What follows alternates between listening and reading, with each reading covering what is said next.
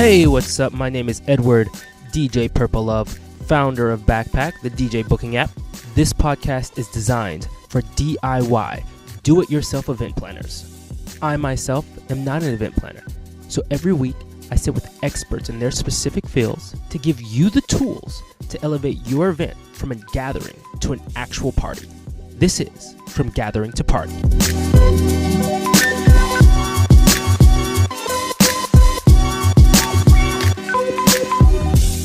Hey, what's up, guys? Today I am sitting with Ervin Galvan, owner of We Olive Pasadena. How's it going, man? It's doing really good today. How are you? Good. So today, Ervin is going to be talking to us about wine pairing, how to pair the best wines at your event. Is that right? Yep, that's right. We're going to go into it, talk a little bit about wines for events, proper pairings, and all of that. Okay, perfect. So before we start, we always like to talk about music. So what are you into these days? Right now, I think my song that's on my playlist I listen to more than anything is King Harvest, Dancing in the Moonlight. King Harvest, Dancing in the Moonlight. So we're referring to this song here? Yep, this is the one. This is the one. Okay. So tell me a little bit about it. Why this song? I mean, I've had this song since MySpace. This was like on my homepage back in MySpace days. It's just like pure happiness. It's kind of like what I like to describe it. Okay, yeah. It's like the guy who wrote the song back in time, like what happened was he went to the Caribbean and he pretty much got attacked by like natives and left for dead. What? Yeah, it's crazy. This crazy story, and he was just left for dead, and he wrote this song when he was recovering after that whole incident. And he basically was just saying that he's like in another place, and he just imagined this world where it's just all happiness and fun. And like you feel it in the song. And for me, music is special because I grew up playing the drums. Okay. And so I was really into tempos and beats my whole life. And there's something about it because it affects you like on a frequency level. Your body's mostly water, it's just all vibrations. Yeah. So surrounding yourself with happy vibrations just like puts you in the right frame of mind, And so during this song, I actually had an injury. I had a spinal injury for a while. I was stuck at home for like 6 months, which is pretty much bedridden. And this song actually kept me going because it's just so happy. Like that's all it is just pure happiness. And the lyrics aren't crazy. It's nothing crazy. It's literally just dancing and feeling good. Wow. That's really an interesting story. So with that said, let's transition into the topic. Let's talk about wine. Yeah. When it comes to wine, where do you start? So wine, it's one of the craziest things. And there's so much knowledge out there, it makes it almost unapproachable. Right? There's this air and this stigma behind what wine is that makes it like this thing that people are like, oh, I don't really know much about wine. I just like to drink what tastes good. But that's what wine is. It's grape juice, right? Okay, that's it in its purest form. And the best palates in the world, all they're doing is picking up minute stuff. But what it comes down to is, does this wine taste good or does it not taste good? That's it. Yeah. It's like there's good wine or bad wine, and everyone is different. If you like a wine, no one will tell you differently because that's your palate. If you like it, hey, you like it, and that's great. If you don't like it, there's probably reasons why you don't like it, and maybe you don't understand all of those, but you don't like it, and that's just how it is. Okay. Palates are too unique, just like with musical tastes, because it comes down to a chemical signal that's happening in your body, right? Like there's no limes in white wine, but sometimes people taste limes and citrus notes. And it's all chemical senses that happen in your olfactory sensors, which is like up here or the nose area. So when you're tasting, you're picking up things that aren't really there, but it makes sense in your mind and it clicks. And that's all pairing is it just has to make sense to the individual, and it's either good or it's not good. And all of those things are based on previous experiences, what you've had in your life, what you like to eat, your cultural food, all of that like plays a part. And it's really intricate and deep. But all it comes down to, is it good wine or is it bad wine? Am I paying too much for the wine or am I not paying enough? And those are like the main questions. Okay, so how would you know? How would you know if you're paying too much or too little? Obviously, like you said, it's your palate, but I've seen wines priced at ridiculous price points, and I've seen wines, priced at $9.99. How do I know? It's so interesting, the world of wine, because there's so much out there. And there's so much information on a label that it oversaturates. I mean, it's crazy. And there's so much good wine and there's so much bad wine that's being consumed. Like, there's good box wine out there. It's not like there's not good box wine. But once you understand kind of how wine's made and what it should taste like, then it kind of just caters your palate towards being able to detect, like, oh, something was wrong when they made this. They probably dumped a bunch of sugar in this wine. Or, this is unnaturally bubbly. They probably pumped a bunch of CO2 in this wine to give it all those bubbles.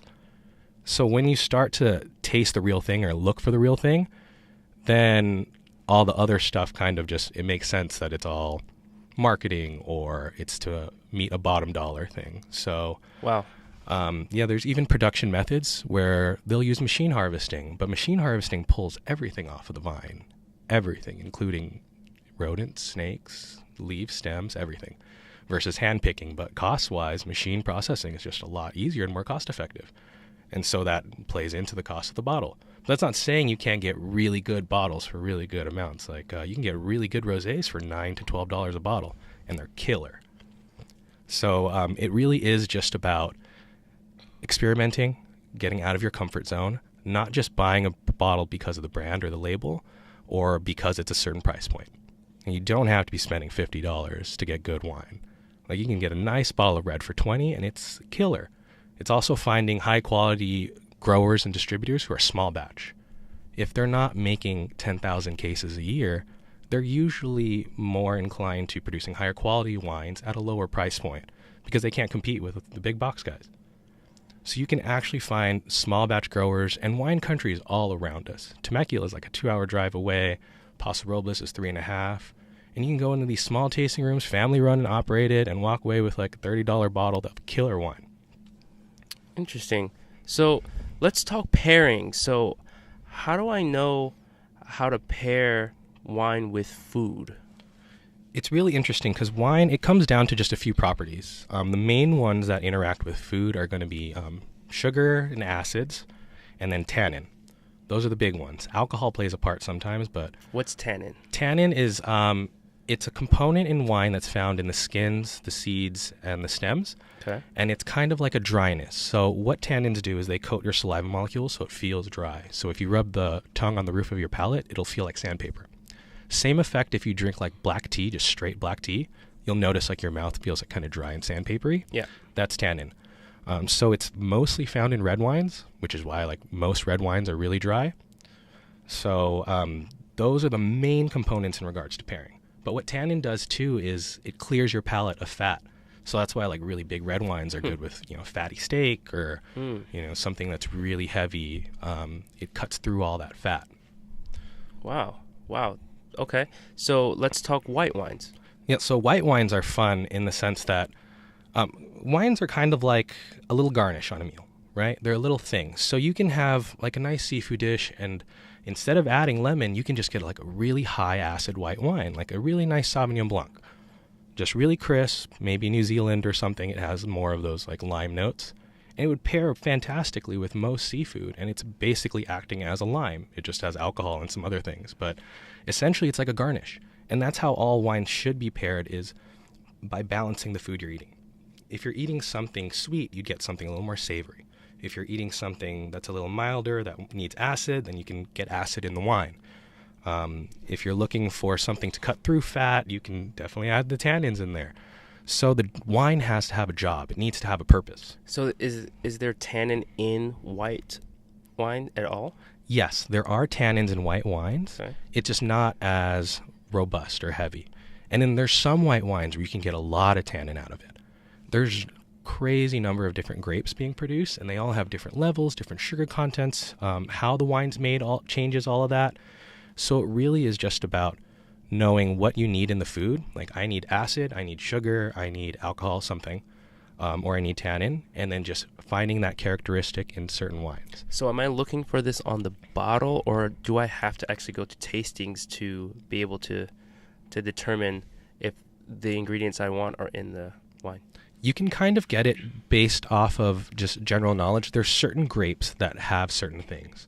So if you're into lighter bodied whites that are colder climate, for example, like Sonoma Coast, Sauvignon Blanc, it's going to have higher acid. Colder weather produces higher acid wines just because it doesn't get hot enough to develop sugar.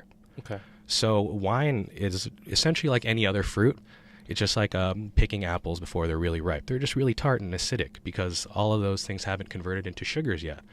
And so when you pick the wines, it determines how high that acid level is, how high that sugar level is, but it's also dependent on the grape and body style. So if you're, for example, Pinot Noirs versus Cab Sauv, they're going to be a lot lighter and more fruity on the Pinot end. Cab Sauv are going to be really heavy, very tannin forward.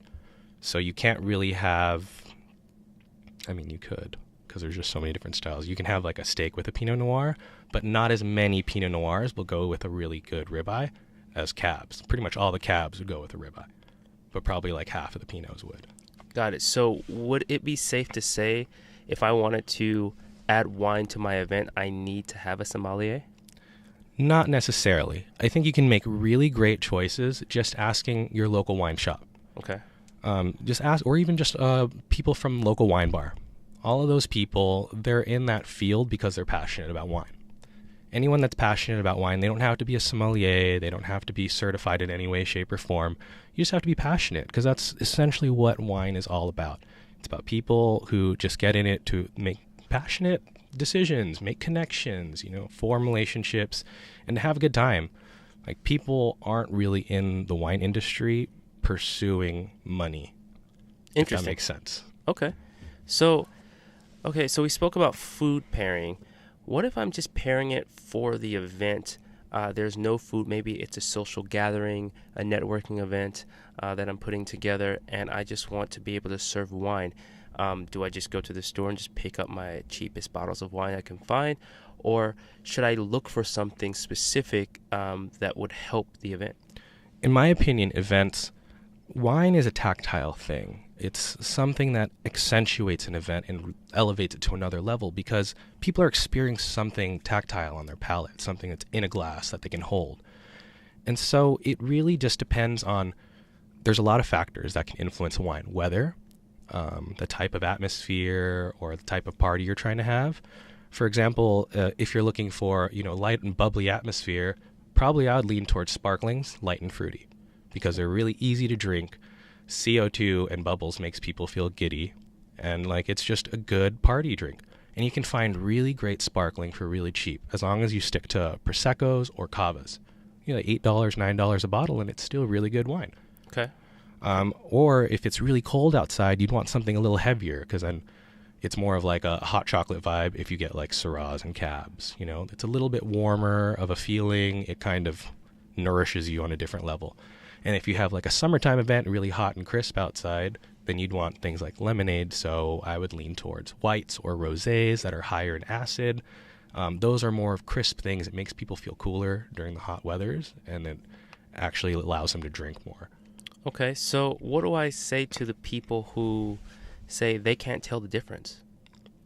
It's tough because it's something that's actually a body style. Like, wines have body to them. There's different levels of viscosity, so you can actually feel the difference and smell it. It's just possible that they weren't exposed to all the different kinds, or they didn't have someone there to let them know, like, hey, this is what you should be looking out for in this wine. This is what you should be looking out for in that wine. But all of that stuff you can find at local wine bars, just talking to the bartenders, as long as it's a good wine bar. Or Total Wine has like really great classes, really well-educated staff. Mm-hmm. So it's just easy to come in knowing what exactly you're looking for and trusting that someone can make a recommendation for that, and that there's actual metrics to measure why this is so good for this environment.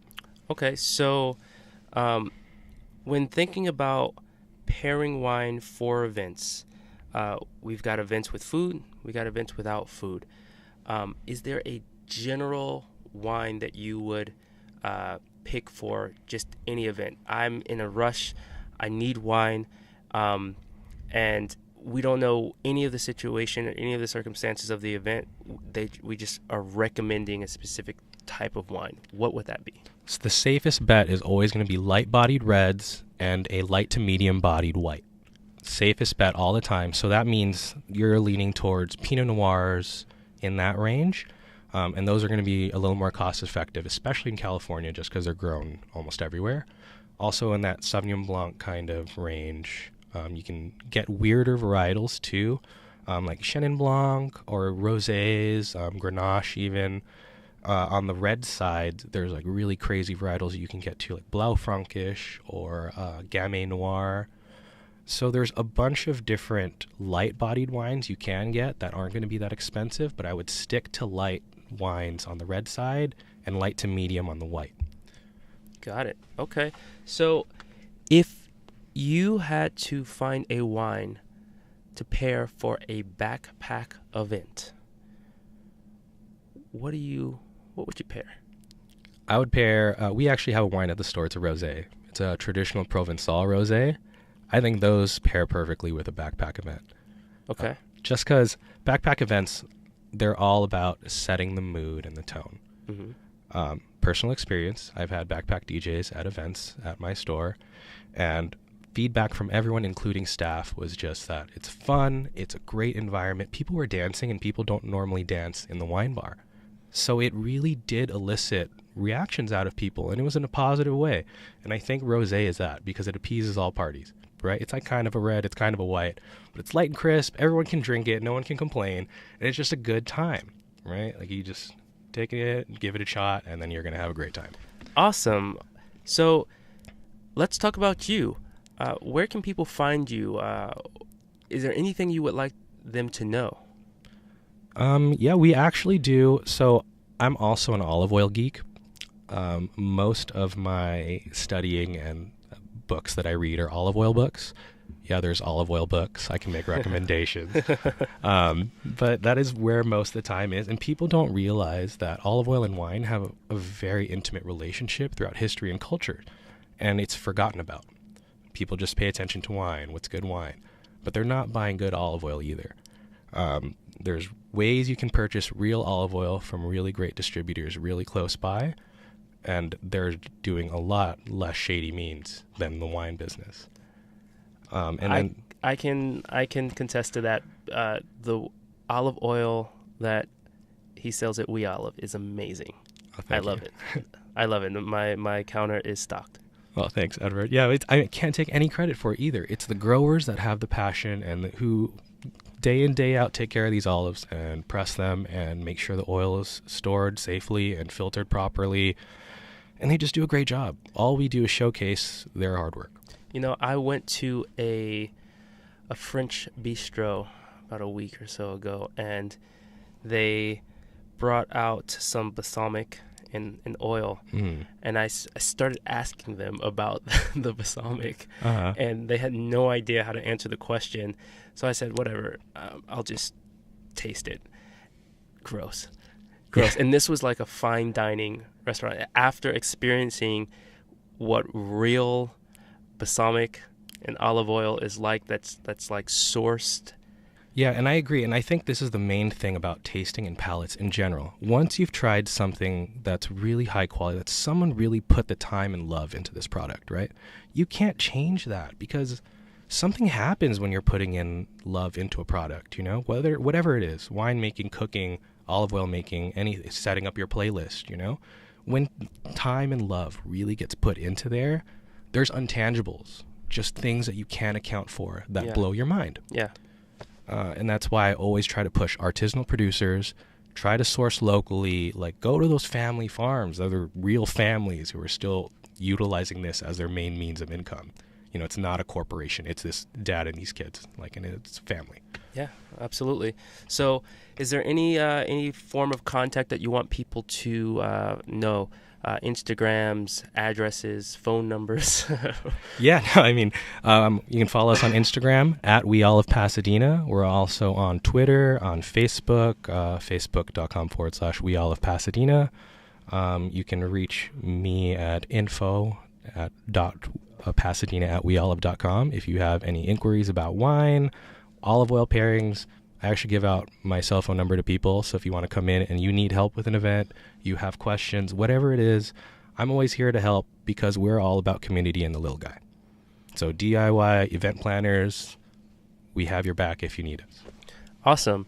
So let's transition into the end of the show. At the end of the show, we always play a song of my choosing. And what I want you to do is I want you to sit back, listen to the song, take it in, digest it, and then chime in at any given point and tell me how the song makes you feel, the mood of the song, where you see the song being played, an event, anything you would like, but focus on how the song makes you feel.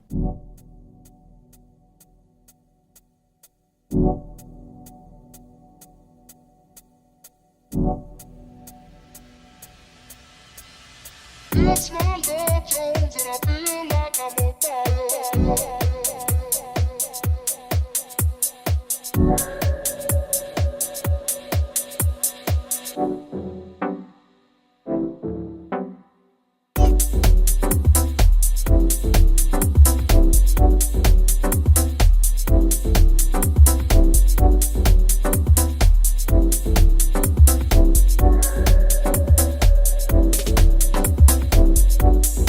What are you thinking? I think it's really good, like especially for like party atmosphere and vibe.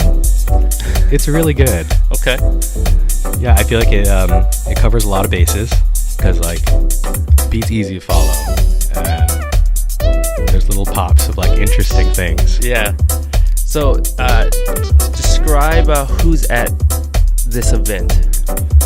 This event, I see people like having a good time. Okay. It's probably like an outdoor thing, summertime.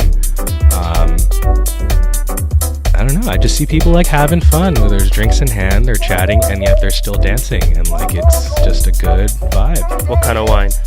Probably with like a nice crisp white, or like that Mathis Rosé would be really good with it. Okay. It's like it just feel good, nice and happy. Nice. So we'll wrap the show with that. And as always on every episode, I always give our guests any last words. I just want to thank everyone at Bacpak, opportunity. The company is amazing. We utilize them for events. Also, when it comes to wine, it's just grape juice. It's nothing crazy. And that's all there is to it.